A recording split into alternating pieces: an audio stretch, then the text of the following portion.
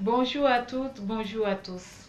Mon nom c'est Séraphine Lantiblé. Pour ceux qui ne me connaissent pas encore, je suis coach en développement personnel, nouvelle accompagnatrice et fondatrice de la société Reblesco. Aujourd'hui, j'aimerais partager avec vous un sujet qui me tient beaucoup à cœur, le pouvoir de la douceur. C'est une série de 3. La première partie va aborder quels sont les bienfaits de la douceur pour notre santé.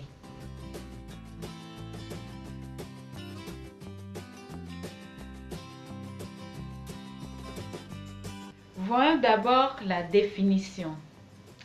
La douceur, on peut la définir comme la délicatesse, la docilité, la complaisance, ou la qualité de ce qui est doux, agréable, sans heurts.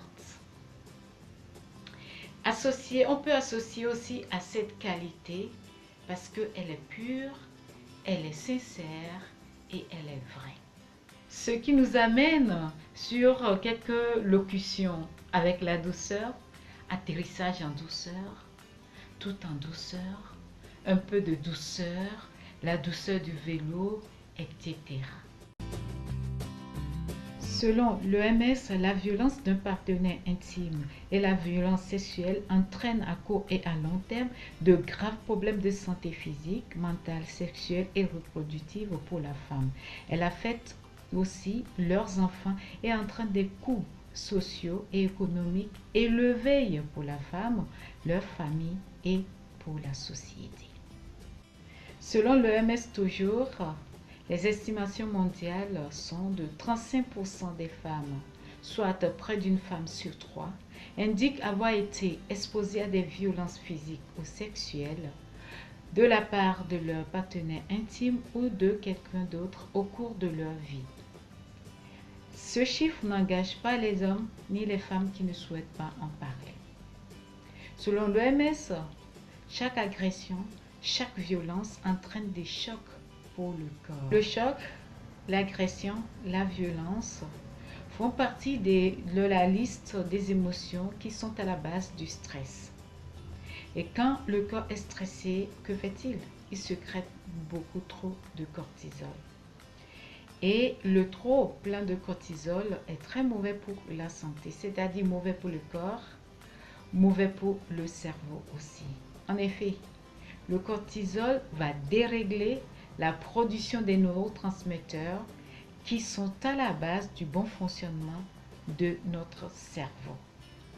En résumé, pour cette partie, la douceur, cultiver cette qualité, c'est pour notre survie, c'est pour notre bonne santé.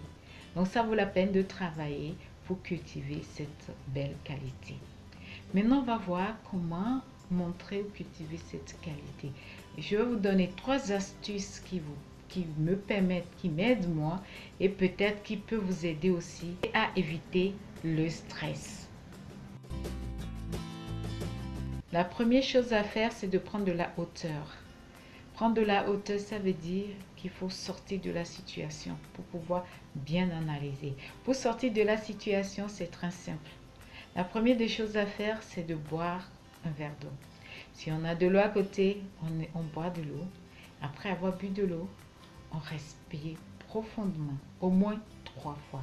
Respirer, c'est-à-dire inspirer et expirer. La deuxième astuce, c'est se retirer tout en s'excusant.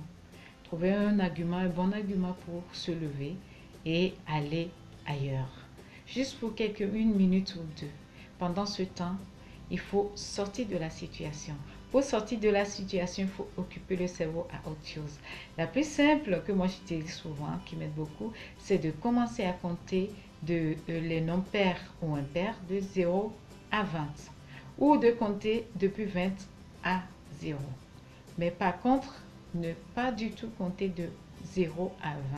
Parce que le cerveau sait déjà les compter, donc il va le faire automatiquement et se concentrer sur le même problème. Alors que quand on sort, c'est-à-dire on commence à lui demander de compter impair ou pair, le cerveau est obligé de réfléchir, ce qui lui permet de se concentrer sur autre chose que le vrai problème qui est en cours. Après avoir fait ça, on doit respirer à nouveau profondément au moins 3 fois. Expirer et inspirer. Par le nez et par la bouche. Inspirer et expirer chaque fois. Ok? Profondément et minimum 3 fois. Et par la même occasion, si on n'a pas eu le temps de boire de l'eau, reboire de l'eau. Même si on a bu, prendre 2 ou 3 gorgées, ça fait du bien. Si après avoir fait tout ça là, ça ne finit pas, il faut s'asseoir ou aller quelque part, s'enfermer et se parler, c'est-à-dire réfléchir aux conséquences avant d'agir. Comment le faire? Dire à haute voix ce qu'on a envie de dire à l'autre. Ce qui nous permet de nous écouter parler.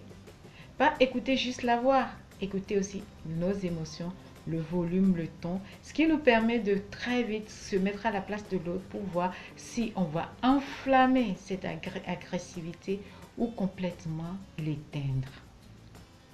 En résumé, voilà 3 choses à faire tout simplement qui nous permettent de sortir de l'agressivité ou de la violence très rapidement verbale.